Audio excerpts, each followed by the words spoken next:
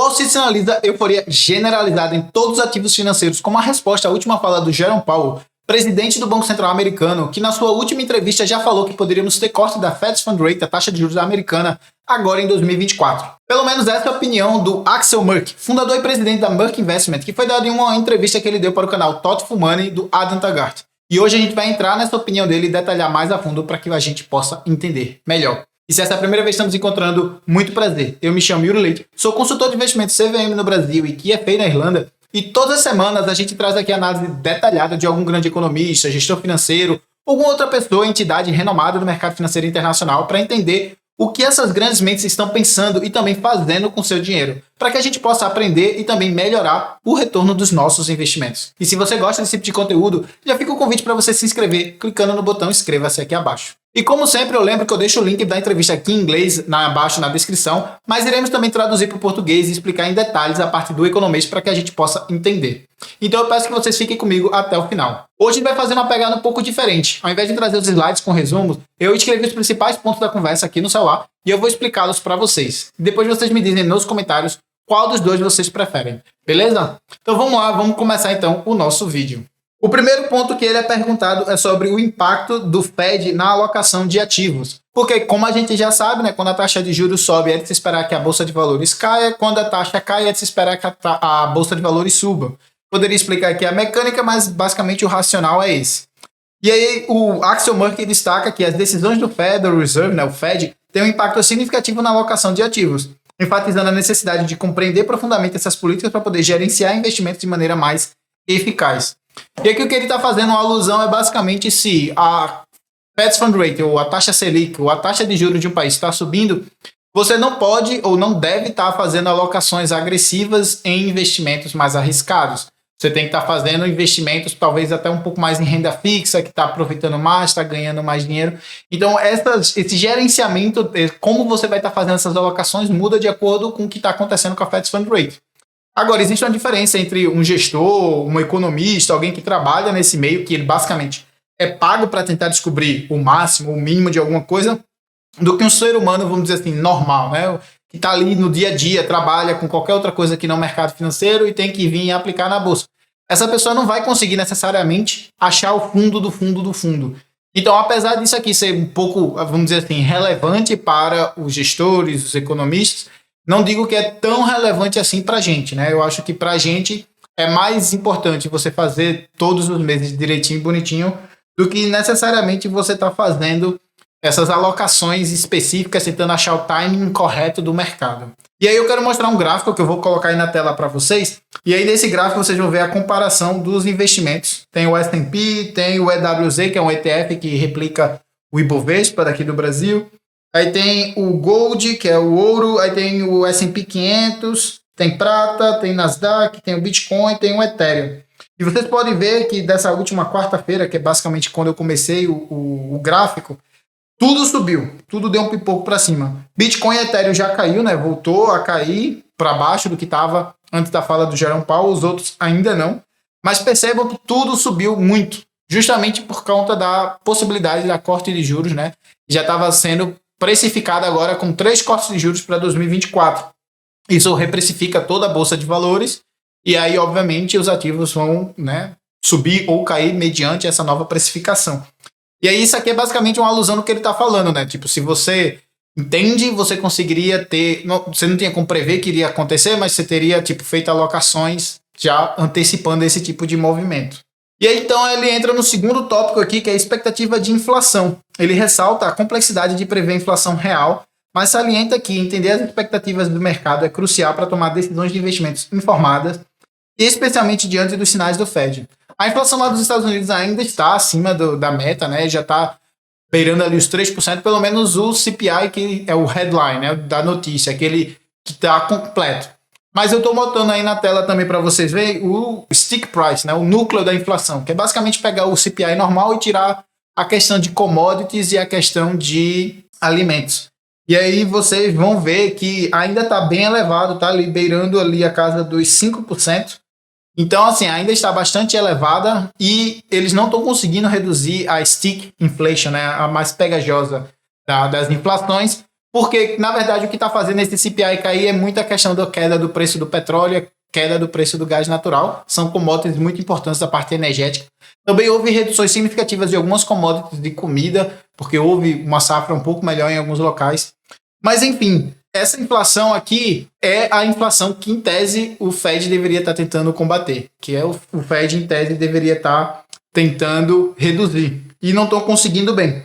E aí, na visão do Axel, ele acha que é muito difícil você conseguir prever com certeza onde é que vai estar a inflação. Na verdade, ninguém consegue fazer isso bem. Mas ele diz que tipo, é importante você entender a questão de como o mercado está precificando para poder tomar suas posições de investimento. Às vezes o mercado está colocando muito peso em uma coisa que não tem tanto peso e isso apresenta uma oportunidade para você. Ou ele colocou peso de menos e aquilo ali vai ser um problema, aquilo ali tipo, já está muito precificado e aí tipo, faz mais sentido você sair. Como ele é um gestor, ele tem que tentar achar máximas e mínimas, né? Então, ele tem um pensamento um pouquinho diferenciado de como uma pessoa, tipo eu, você, que vai fazer isso no dia a dia, vai fazer a aplicação de dinheiro, né? Então, alguns pontos aqui, vocês vão ver que eu vou estar sempre fazendo essa ressalva, porque ele é, de fato, alguém que tenta achar fundos e topos. Aí depois ele entra na questão do papel do ouro para uma carteira de investimento. A Axel explora o papel fundamental do ouro como proteção contra a inflação, explicando como seu valor pode aumentar em um ambiente de taxas de juros reais em declínio devido às indicações do Fed. E aqui eu quero ressaltar primeiro 2 pontos, né? Primeiro é que a gente tem um vídeo aqui no canal onde eu dou, são 10 motivos para você investir no ouro, e lá eu explico diversos motivos. Tem a questão geopolítica, tem de inflação, tem a questão de conversibilidade.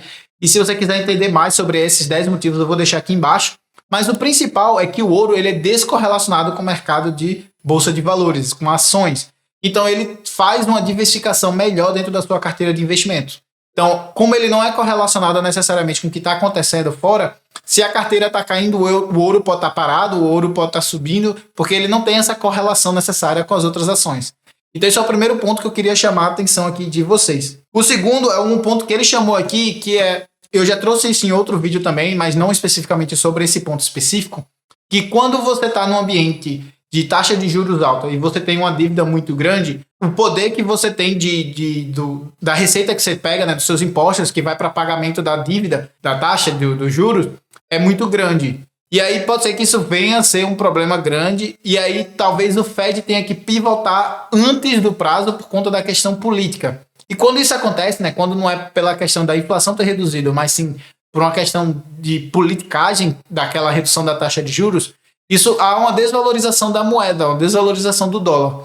E como o ouro ele serve justamente como uma proteção para isso, pode ser que, na visão pelo menos do Axel, é isso que ele está dando a entender, que ele também acredita que vai acontecer, que o dólar vai se desvalorizar e, portanto, o ouro vai conseguir surfar isso e subir ainda mais, né? Então isso poderia apresentar uma oportunidade de investimento para quem gosta da tese, para quem entende de ouro e quem quer ter adicionado na sua carteira de investimento. E aí ele entra na questão da dinâmica de mineração do ouro, onde ele discute as nuances dos investimentos em mineração do ouro, destacando como empresas de diferentes tamanhos são afetadas por risco de crédito e disponibilidade de financiamento. E aí a gente entra em 2 pontos aqui, né? Quando eu falo de investimento em ouro, você pode fazer investimento de ouro por diversas formas. As duas mais conhecidas e, vamos dizer assim, mais fáceis é você investir diretamente no ETF que compra a barra de ouro, ou você comprar uma empresa, uma mineradora de ouro que está fazendo aquela exploração ali acontecer e aí ela ganha baseado na questão do ouro também. Só que aí entram outros pontos, né? Como ele está falando aqui, dependendo do tamanho da empresa, pode ser que você não consiga com facilidade crédito para poder continuar suas operações, ou que você tem que pagar muito caro de taxa de juros para poder continuar com as suas operações. E aí acaba que afeta a sua margem, né? Você tem uma redução significativa da margem. Então você precisa estar ligado aí exatamente qual posicionamento você quer ter de ouro, entender como cada um desses funciona na sua carteira de investimento antes de fato colocá-los. Você tem que entender tudo isso e os riscos associados de você estar fazendo cada uma dessas decisões. E aí ele fala das suas perspectivas para metais preciosos, onde ele compartilha a sua perspectiva positiva para metais preciosos com ênfase no ouro, considerando também os impactos potenciais das mudanças nas políticas monetárias nas próximas fases. As commodities em geral, não só os metais, mas as commodities em geral, elas têm uma característica diferente com relação a outros tipos de bens, outros ativos. Porque como eles são ativos reais, eles são precificados na hora ali pela inflação. Então, se houver uma inflação alta e uma desvalorização do dólar, que também caracteriza, de certa forma, uma inflação, porque o dólar está perdendo poder de compra em relação a outras moedas, isso poderia levar a um aumento mais significativo das commodities, e aqui ele está falando da questão dos metais preciosos justamente por isso. Porque pode ser que isso apresente uma oportunidade não só para o ouro, que é a mais importante com relação à questão de combate à inflação, mas não é a única. E aí pode ser que abra oportunidades de investimento em várias commodities dos metais preciosos, né? E aí ele fala da questão da volatilidade da prata, onde ele aborda a relação ouro-prata. E percebo que tem um gráfico aí na tela que eu estou colocando para vocês, que é o Gold to Silver to Gold Ratio, né? Quando ele sobe, significa que a prata está valorizando mais do que o ouro. Quando ele cai, significa que o ouro está valorizando mais do que a prata. Basicamente, esse é o racional desse gráfico que está aí na tela. E se vocês verem aí, né, teve uma queda significativa, depois uma subida considerável, mais ou menos ali de 2020 para 2021, e depois ele cai e fica ali mais ou menos na média, porque na verdade ele tende a manter um certo patamar de correlação. E aí o que ele chama a atenção é que esse patamar de correlação está se ficando muito volátil, está subindo muito e caindo muito em ambas as partes. Justamente por conta da volatilidade da prata e a volatilidade do ouro mediante todas essas notícias que vão saindo, que vão acontecendo. E aí ele chama justamente a atenção por conta de que a prata também tem uso industrial e alertando para a imprevisibilidade da volatilidade, que nem sempre segue as expectativas. Como muita gente estava esperando uma desaceleração econômica, é de se esperar que a indústria compre menos e, portanto, a prata não tenha tanta demanda e acabe se desvalorizando mais do que o ouro, que não tem essa demanda significativa na parte industrial.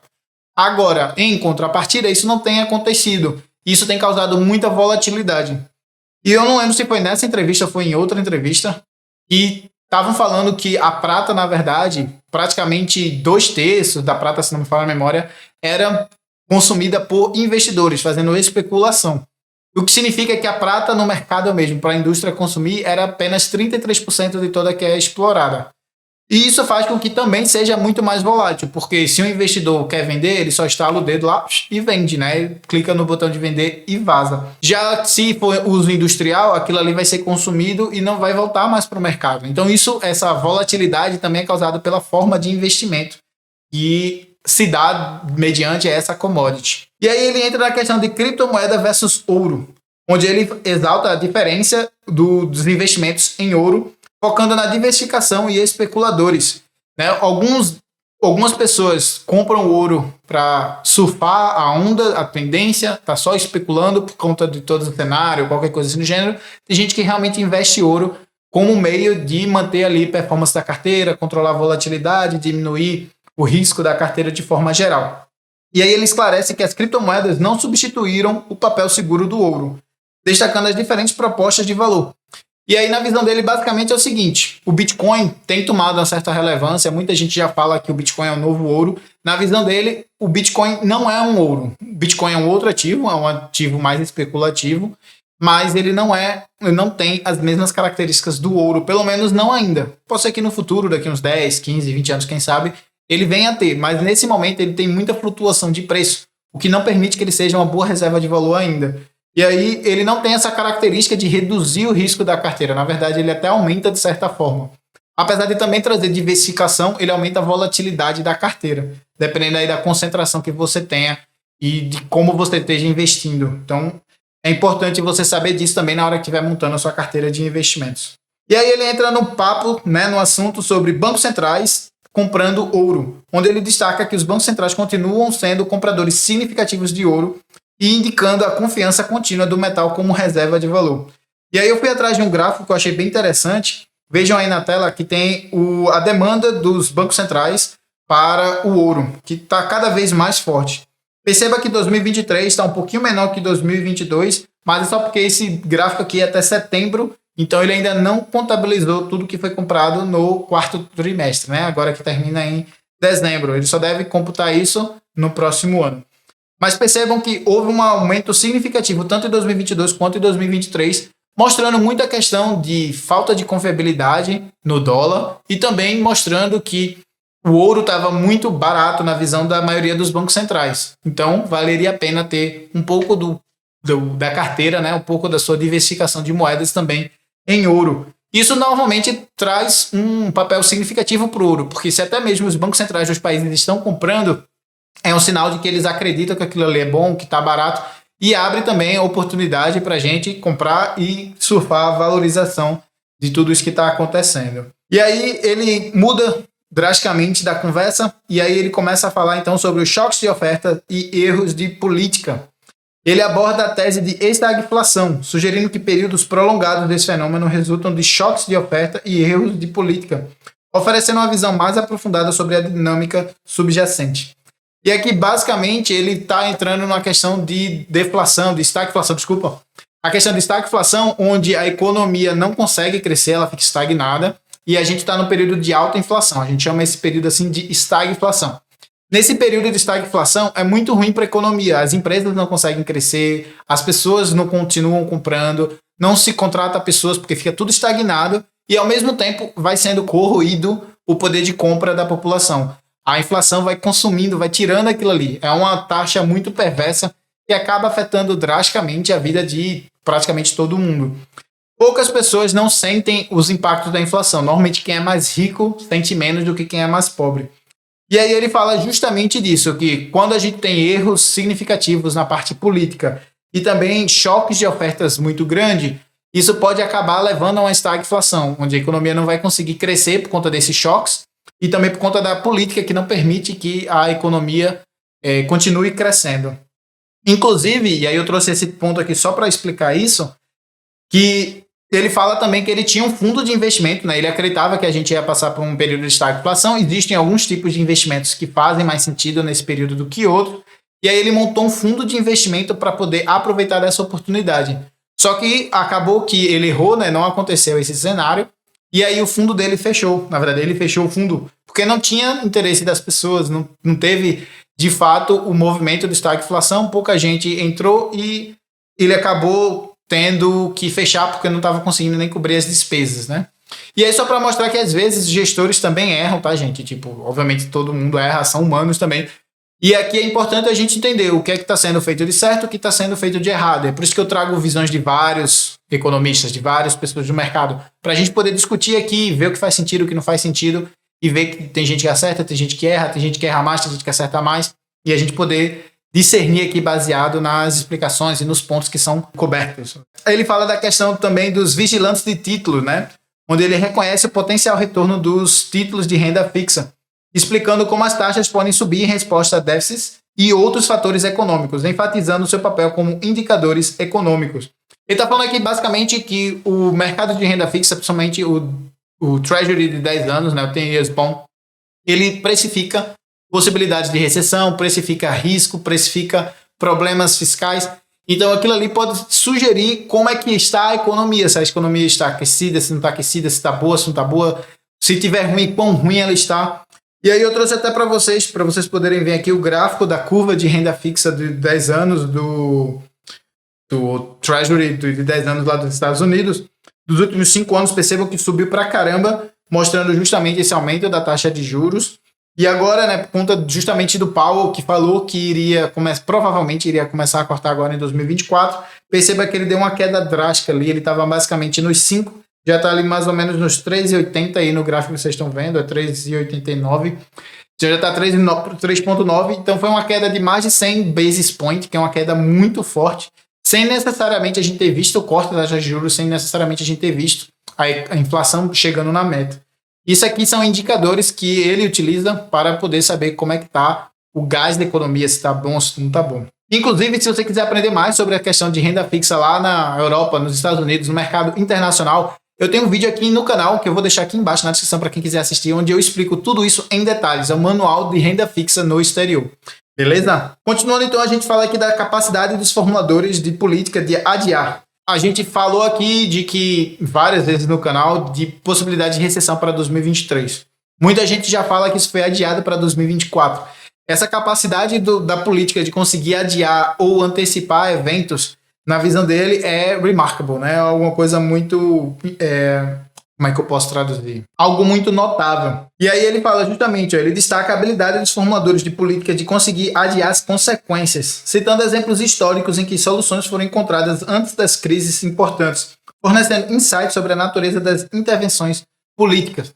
Então ele citou vários exemplos de quando a política estava de forma X e a economia estava de forma Y, e aí a economia, o político mudou de X para Z, e a economia mudou de Y para, sei lá, K. E aí essa mudança que aconteceu na economia foi tipo boa o suficiente para conseguir adiar os problemas para o futuro. E, inclusive na crise de 2008 foi feito isso também. É um dos exemplos que ele dá. Então, assim, ele diz que é muito notável você conseguir ver a política tendo fazendo uma mudança tão drástica na economia a ponto de conseguir adiar ou antecipar esses eventos. E aí ele fala sobre a disciplina fiscal dos Estados Unidos, e aqui ele está falando basicamente do déficit fiscal, e também do padrão ouro, que era utilizado lá nos Estados Unidos, que foi abolido, e a gente já trouxe vídeo aqui no canal falando sobre isso. E aí ele enfatiza que o retorno a um padrão ouro exige disciplina fiscal. Então ele não espera que a gente tenha disciplina fiscal e, portanto, seria impossível a gente voltar para um padrão do ouro, que é o que a gente tinha quando os Estados Unidos tinha quando tinha a inflação mais controlada. E ele expressa ceticismo sobre a viabilidade prática, adicionando contextos históricos para explicar a sua posição. E ele fala basicamente que quando você volta para o padrão ouro, você não consegue imprimir mais tanta papel moeda, então você não consegue mais ficar incentivando a economia ou tendo essa capacidade de adiar, que a gente acabou de falar, ou de antecipar os eventos econômicos, que basicamente acontece através de você injetando dinheiro no mercado. E aí ele fala justamente que ele não espera que voltemos para um padrão ouro por conta desses motivos, de não ter uma vontade política e também não se ter a questão do controle fiscal. E aí ele fala da questão de carteira de investimento, como você deve investir baseando-se na parte econômica, do framework que ele fala aqui. E ele aconselha ter um padrão, uma carteira de investimento montada com certos padrões, com certas características, que aí vai ser mediante de cada um, não tem como de forma generalizada, mas que você tenha definições, alocações estruturais definidas e que você mantenha isso independentemente do cenário. Ele fala assim, ele recomenda ter uma carteira de investimento flexível que considere cenários potenciais e reconheça a incerteza das dinâmicas de longo prazo. Não tem como a gente prever o longo prazo, então esteja bem diversificado, de forma que esteja convexo, que você consiga ganhar bastante na subida e você consiga, então, manter-se investido ali por muito e muito tempo. E aí ele oferece orientações sobre como os investidores podem adaptar suas estratégias mediante o que está acontecendo. Se a economia está caminhando mais para um lado X, você faz isso ou aquilo. E aí esse tipo de feedback é muito difícil de estar explicando aqui para vocês, que teria que ser um vídeo específico só para isso. Porque cada situação econômica requer uma mudança diferenciada na sua carteira de investimento e na forma como você vai estar investindo. E é por isso que é tão importante você ter o estrutural da carteira e só ir adaptando esses pequenos pontos à medida do que as coisas forem acontecendo, das oportunidades que vão surgindo. Se você, por acaso, precisar de ajuda para montar uma carteira de investimento que faça sentido para você, para o seu perfil de investimento, eu posso estar lhe ajudando. Eu vou estar abrindo vagas agora no final de janeiro. E se você quiser, eu vou deixar um link para você agendar um horário comigo. É um horário gratuito, tá? Você vai conversar comigo, a gente vai entender se eu consigo te ajudar ou não consigo te ajudar, enfim. E aí, a partir disso, você pode tomar sua decisão se quer ou não que eu seja o seu consultor. Beleza? E aí eu posso montar a carteira de investimento para você de forma, depois que eu lhe conhecer, né? Saber a sua realidade e tudo mais, para a gente poder ver se conseguimos trabalhar junto aí. Beleza? Mas vamos lá. Voltando aqui, ele fala da questão do investidor individual. Ele incentiva os indivíduos a assumir o controle de suas escolhas de vida, tomar decisões alinhadas com seus valores e investir em flexibilidade para se adaptar às mudanças no cenário econômico. Esse ponto aqui nem é tão relevante na entrevista, mas eu quis trazer aqui para vocês porque é uma reflexão que eu achei importante de trazer aqui, que eu vejo muita gente, principalmente as pessoas mais novas, e quer comprar logo uma casa. Quando você compra a casa, você fica preso no local, você não tem a flexibilidade. Eu não nem entrando na parte de investimento, né? Porque no Brasil faz mais sentido você colocar em fundo imobiliário e ficar de aluguel do que necessariamente você comprar uma casa. Em termos de rentabilidade é melhor. Mas eu não estou entrando nem na parte de rentabilidade em si, eu estou entrando na parte de flexibilidade. Quando você é novo, você não sabe exatamente onde você vai ficar. Pode ser que surja uma oportunidade em outro país, ou que surja outra oportunidade em outro estado, e você tem que se movimentar, e aí você está preso, você está fixo ali naquele local. É a mesma coisa quando você compra, por exemplo, carro, quando você não tem a flexibilidade no seu dinheiro, não tem a flexibilidade de se mover conforme for necessário. E aí eu quis trazer esse ponto aqui só para poder trazer, né, essa provocação para vocês refletirem com relação a isso. E aí ele sai desse ponto e fala da questão de saúde e riqueza, onde ele conecta a questão da saúde e da riqueza, sugerindo que investir na saúde contribui para o bem-estar geral e a resiliência contra incertezas externas, oferecendo uma perspectiva holística sobre o bem-estar financeiro. E aí ele entra aqui na questão, um outro ponto que eu achei legal de trazer aqui para vocês, uma outra provocação, é que nem sempre finanças é a parte de dinheiro. Finanças, né, estar bem com a sua vida financeira é um conjunto de coisas que você tem que fazer. É uma questão de você estar bem de saúde, é uma questão de você estar bem espiritualmente, é uma questão de você estar bem de tranquilidade. Então é um conjunto de estar bem que vai junto e agregado com a parte do dinheiro. O dinheiro é um complemento a isso tudo. E muita gente, eu vejo, né, focando em trabalhar muito para conseguir ganhar dinheiro, e nada contra, eu mesmo trabalho bastante, mas que vai além do seu limite, acaba ficando mais ansioso, mais depressivo, mais estressado, ou não se alimentando bem. E aí tudo isso vai afetando a sua condição de vida, e aí você acaba precisando de médico, e aí o que você ganhou a mais você gasta com médico. Ou às vezes você não tem tempo de cozinhar em casa, aí acaba comendo na rua, qualquer besteira, e além da doença tem a questão do custo, e às vezes nem compensa você fazer essa troca de ganhar mais para poder se lascar mais, né? Você trabalhar mais para ganhar mais e no final acabar gastando esse dinheiro. Então eu resolvi também trazer esse ponto aqui para trazer essa provocação aqui para vocês. E aí ele defende estar no controle das suas escolhas de vida e não sucumbir a influências externas, ressaltando a importância de manter um senso de autonomia e direção pessoal. Aqui ele está fazendo a questão de, quando você montou sua carteira de investimento, é muito comum você, mediante do que está acontecendo no cenário externo, você ver todo mundo pessimista, todo mundo vendendo, e aí você tomar a decisão de vender ou comprar alguma coisa baseado no que todo mundo está fazendo. O efeito manada, como a gente chama. E aí ele fala justamente dessa questão de você controlar o seu destino, de você controlar as suas emoções, de você conseguir manter o seu racional, seguindo a sua estratégia de investimento, seguindo a sua estratégia de vida, conforme as coisas vão acontecendo, obviamente, fazendo as suas adaptações quando necessária, mas você manter esse padrão de você conseguir se manter ali firme naquilo que você acredita. E aí ele fala também da questão de flexibilidade e desacordo com políticas, né? Ele conclui destacando a importância da flexibilidade quando os formuladores de políticas tomam decisões com as quais você pode discordar. Mas você tem que manter a sua resiliência pessoal diante de incertezas das políticas e das economias, né? Das incertezas políticas e incertezas econômicas. Basicamente, o que ele está fazendo uma referência aqui, às vezes, tipo, tem um presidente A que você não gosta, que está no poder, que está fazendo alguma coisa que você não concorda, e aí você acaba tomando decisões precipitadas, muito baseado no que está acontecendo ali, por conta do que você não concordar, e é importante você ter um racional ali por trás do que você está fazendo, né? Não agir apenas e possivelmente na questão emotiva, de você tomar, não gosto disso, então vou fazer aquilo, sabe? Então é importante também você ter essa perspectiva, por isso que eu trouxe esse ponto aqui para a gente conversar com vocês. Pois bem, pessoal, esse era o vídeo, né? Ele explicou muito essa parte mais emocional, essa parte mais de racional, da parte, além da parte financeira, além da parte de única e exclusivamente do dinheiro que eu trouxe aqui para vocês. E eu queria saber se vocês gostaram, não gostaram, gostam, querem que eu traga mais conteúdos desse jeito. Se vocês gostaram, deixa aqui embaixo nos comentários, que eu quero saber também a opinião de vocês, beleza? Vou ficando por aqui, agradeço a presença de todos vocês. E lembro de vocês deixarem o seu like aqui se vocês ainda não curtiram o vídeo e também de se inscrever no canal se vocês gostam do conteúdo do tipo de finanças, investimentos, gestão financeira, conteúdos principalmente focados para quem reside no exterior, mas também alguns conteúdos do Brasil, né? Então já se inscreve aqui no canal para poder assistir todos os vídeos que a gente traz por aqui. Vou ficando por aqui, um forte abraço e como sempre, lembro que deixei links para diversos vídeos aqui embaixo na descrição e esse que está aí na tela que foi escolhido especialmente para você.